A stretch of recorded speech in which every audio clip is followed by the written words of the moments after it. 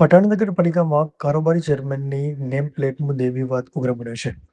પાટણ નગરપાલિકામાં કારોબારી ચેરમેનની વરણી અને ઓફિસ ફાળવણી મુદ્દે કોંગ્રેસના નગરસેવકોએ હોબાળો મચાવ્યો છે. વિપક્ષે આ વરણી કાયદા વિરુદ્ધ ગણાવી તાત્કાલિક પ્લેટ દૂર કરવાની માંગ કરી છે. કોંગ્રેસના કોર્પોરેટર દીપક પટેલે આક્ષેપ કર્યો છે કે નિયમિત પ્રક્રિયા વિના બિનઅધિકૃત રીતે નેમ પ્લેટ લગાડવામાં આવી છે, જ્યારે ચીફ ઓફિસર હિરલ ઠાકરે તમામ કાર્યવાહી નિયમ મુજબ થયાનો દાવો કર્યો છે. કોંગ્રેસે ચેતવણી આપી છે કે માંગ નહીં સ્વીકારાય તો આગામી સમયમાં તબક્કાવાર આંદોલન કરવામાં આવશે. Bureau report Anil Ramanuj, Patan. ચેરમેનની વરણી ગેરબંધારણીય છે એવી બાબત નગરપાલિકા અધિનિયમમાં ક્યાંય લખેલી નથી. સમિતિની રચના જે છે તે સમિતિની રચના નગરપાલિકામાં લખેલી છે. હું રાજકીય વ્યક્તિ નથી, નગરપાલિકાની વહીવટી અધિકારી છું.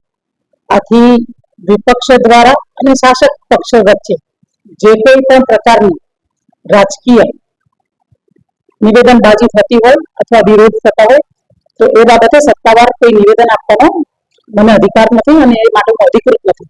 પરંતુ નગરપાલિકા અધિનિયમની જોગવાઈ એવું કહે છે કે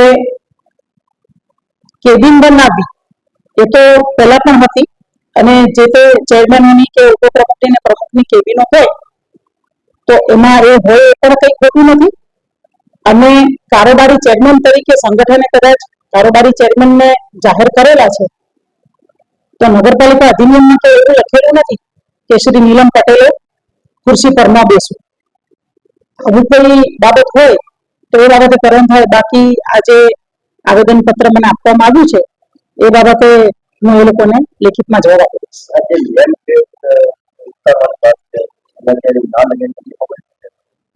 નગરપાલિકા અધિનિયમમાં તો નેમ પ્લેટ ન લગાવી એવું ક્યાંય લખ્યું નથી.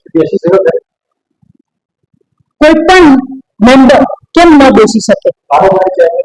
કારોબારી ચેરમેનની રૂએ એ કામકાજ ન કરી શકે, બાકી બેસી તો શકે. હવે બેસવું નગરપાલિકાના પ્રિમાઇસીસમાં તો 44 મેમ્બર બેસી શકે. અરે ચેમ્બરમાં કેમ ન બેસે? આમાં એવી કોઈ જોગવાઈ જ નથી. અને ત્યાં સુધી ચેમ્બર ન ફાળવી એવું પણ નગરપાલિકા અધિનિયમમાં લખેલું નથી. નગરપાલિકાની 19/5/2026ના રોજ પ્રમુખ અને ઉપપ્રમુખની ચૂંટણી પાટણ નગરપાલિકાના સભાખંડમાં યોજવામાં આવી હતી. એજન્ડા માત્ર પ્રમુખ અને ઉપપ્રમુખ ચૂંટણીનો જ હતો, બીજો કોઈ એજન્ડા હતો જ નહીં. તેમ છતાં ભારતીય જનતા પાર્ટીના શાસકોએ દંડક અને એમના કારોબારી ચેરમેનની વરણી એમને સભાખંડમાં કરી દીધી. પરંતુ આ વરણીને લઈને ચીફ ઓફિસર દ્વારા પ્રમુખ ઉપપ્રમુખની ચૂંટણી પહેલાં કારોબારી ચેરમેન, પ્રમુખ અને ઉપપ્રમુખની એક જ ઓફિસ હતી. પરંતુ અગાઉ પણ એમને કીધેલું કે મારી રૂલિંગ પાર્ટી છે, એટલે રૂલિંગ પાર્ટીના નાતે બેને સવારે 3 ઓફિસ અલગ કરી દીધી, 3 ઓફિસના બોર્ડ પણ અલગ કરી દીધા અને એમાંય કારોબારીની તો નિમણૂક હજી થઈ જ નથી. તેમ છતાં નામ સાથેની નેમ પ્લેટ લગાવી દીધી. એ ખરેખર કાયદાની પ્રક્રિયાની વિરુદ્ધ છે.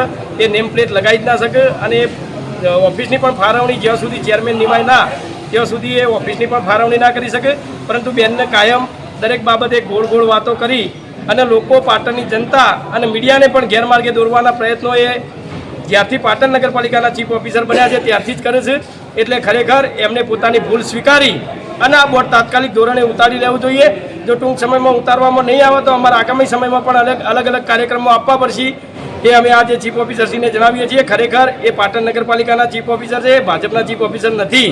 તો એમને તાત્કાલિક ધોરણે જે નીલમ પટેલનું નામ લખાયેલું બોર્ડ છે કારોબારી ચેરમેનનું, એ તાત્કાલિક ઉતારી દેવું જોઈએ એવી પાટણ નગરપાલિકાના કોંગ્રેસના સદસ્યોની માંગ છે.